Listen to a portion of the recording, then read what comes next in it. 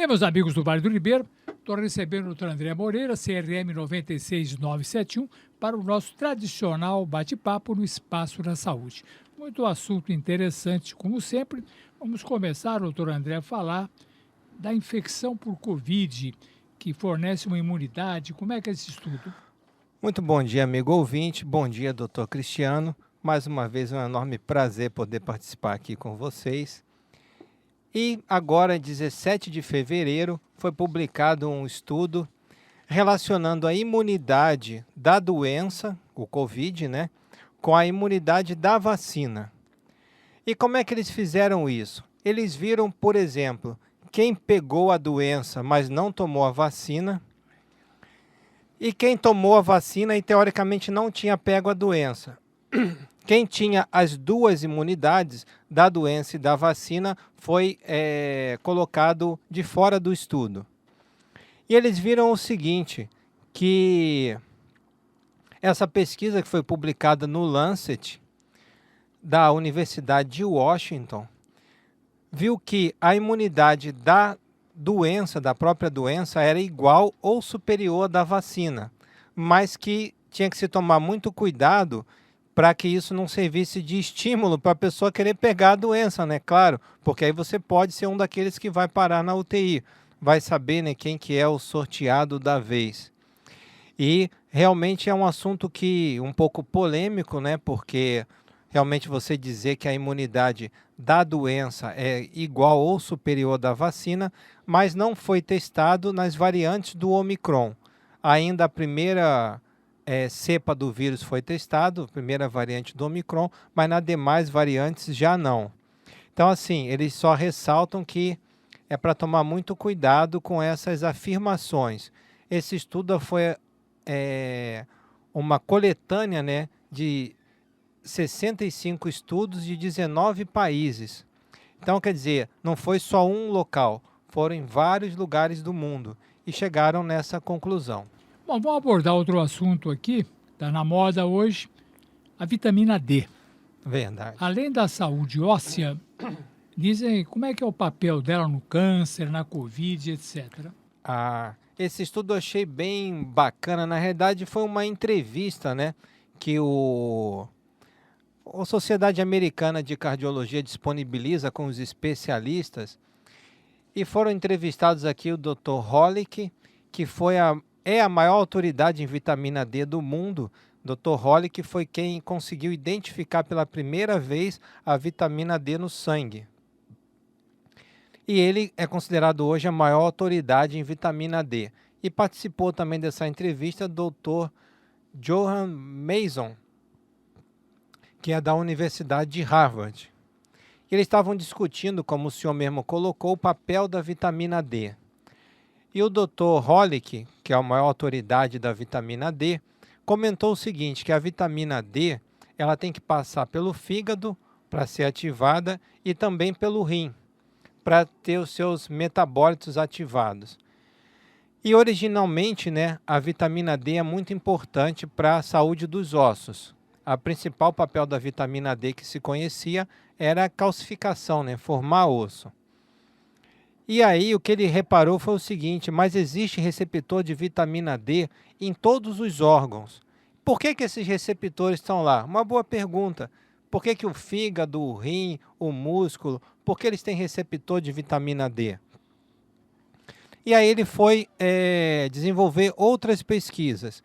Ele participou do estudo, né, Vital Trial, o estudo Vital, que foi avaliar a suplementação de vitamina D para reduzir o risco cardiovascular. Eles foram ver se isso diminuiria o risco cardiovascular. E no decorrer do estudo, eles viram que não. Foram cerca de 25 mil pessoas avaliadas durante cerca de 3 anos. E eles viram que não, que o risco cardiovascular não foi diminuído. E nem o câncer invasivo, aquele câncer que já estava mais agressivo, dando metástase, isso não reduziu. O que foi reduzido foi a mortalidade pelo câncer.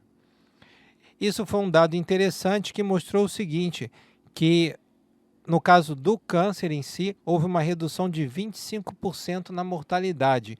Estudo vital para quem quiser aí checar. Bom, ainda na vitamina D, tem um estudo aí sobre vitamina D e diabetes tipo 2. Tem muita gente com diabetes. O que fala esse estudo? Também achei interessante. Só queria aqui fazer um parêntese, que uma vez nós já trouxemos aqui, acredito, um estudo sobre miocardiopatia dilatada. Então, quem tem o coração inchado, um estudo holandês, mostrou com 50 pacientes que os 50 regrediram a área cardíaca. Então, para o coração dilatado, já é mostrado que funciona. Não melhoraram a função. O coração que estava fraco continuou fraco, mas desinchou. Então, só um parênteses que eu queria falar aqui de curiosidade. Mas em relação ao diabetes tipo 2, como o senhor colocou, doutora Johan Mason fez essa apresentação aqui, comparando, né, alguns ensaios clínicos, né, alguns estudos. Então, ensaio Tromsø, nome meio estranho, da Noruega. Um outro estudo que foi no Japão, feito no Japão. E um outro que foi o teste D2D. São 3 estudos que ela apresentou aqui, que avaliaram essa questão do diabetes. Eles viram o seguinte, que houve uma mínima redução do risco de diabetes. Então, é muito melhor para quem tem diabetes mudar o estilo de vida. A coisa mais efetiva para o diabetes é a mudança do estilo de vida. Reduz o diabetes em 58%. Depois, no diabetes tipo 2, a metformina reduz em 31%. E no caso da vitamina D, houve uma redução de cerca de 24% do risco do diabetes. Então, quer dizer, não é tão significativo em relação às outras medidas. Pode funcionar, mas é pouco. Outra questão, doutor André, interessante, o que há de novo no cenário de gerenciamento de lipídios? Esse eu achei um trabalho bem interessante, que também foi publicado já há algum tempo, mas como são remédios que estão aguardando a aprovação do FDA, então resolvi trazer aqui um apanhado, né? O Dr. Steven Nissen, que é um dos dos grandes autores das publicações mais importantes no ramo da dislipidemia, que é do Cleveland Clinic, que é um dos maiores hospitais de cardiologia dos Estados Unidos. E aí ele viu o seguinte, ali abordou a questão da placa, né, de colesterol. Conforme o colesterol vai aumentando e a gente não cuida, esse colesterol vai depositando nas artérias e vai gerando uma inflamação e a placa vai aumentando e acaba que vai entupindo as artérias. E o Dr. Nissen comentou o seguinte, ele comparou alguns estudos, né? Alguns estudos que mostraram redução da placa, estabilização da placa ou onde a placa acabou aumentando. Ele mostrou aqui os estudos, né? Glagov, que foi o inibidor da PCSK9, que é o último remédio, a última palavra no tratamento do colesterol. Comentou do estudo Asteroide, que para mim é um dos estudos que mais assim me impactou, que mostrou, foi o primeiro estudo que mostrou a redução da placa do colesterol. Eles fizeram ultrassom dentro da coronária e viram que 50 pacientes que tomaram a dose alta de estatina reduziram a placa. Só que o que o doutor chama atenção aqui, doutor Nissen, que é importante aí você que está ouvindo saiba dessa informação, ele se baseia no LDL colesterol. Então, assim, hoje em dia ele comenta que a diretriz americana fala que você deve dar o remédio de colesterol e esquecer. E ele discorda disso. Ele diz que os estudos que mostraram redução da placa, a pessoa tem a coronária entupida e ela começa a regredir a placa, diminuir. Tinha um LDL colesterol menor que 65 miligramas, né? E hoje em dia o LDL colesterol varia aí de 150, 130, 110.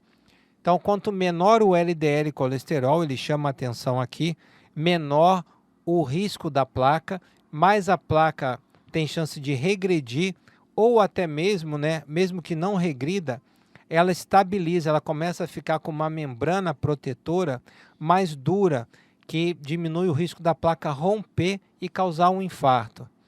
Eu achei bem interessante, ele comenta, né, a dose de atorvastatina para quem já teve infarto. Então, a pessoa que já tem as coronárias entupidas, por exemplo, deveria tomar 80 miligramas de atorvastatina, que é uma dose bem alta, ou rosuvastatina, e por aí vai.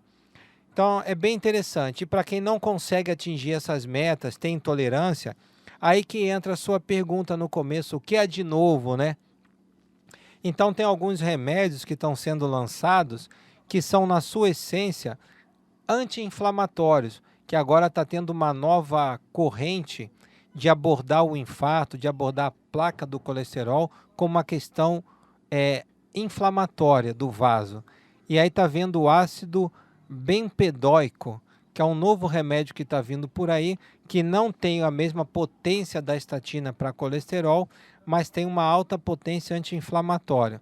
Então, provavelmente, o Dr. Braunwald, que é o maior autor já da cardiologia mundial, ele já disse que o próximo passo no tratamento do infarto vai ser esse foco anti-inflamatório. Aí, os senhores vejam assuntos realmente muito interessantes, diabetes, problema do LDL, colesterol, tudo isso realmente assuntos muito interessantes e esclarecedores. Sim. Como sempre, o doutor André traz assuntos que vale a pena a gente ouvir. Doutor André, muito obrigado por hoje. Microfones da 99, prometendo, é lógico, retornar na semana que vem. Mais uma vez só tenho a agradecer você pela paciência de estar nos escutando. Espero que tenha gostado.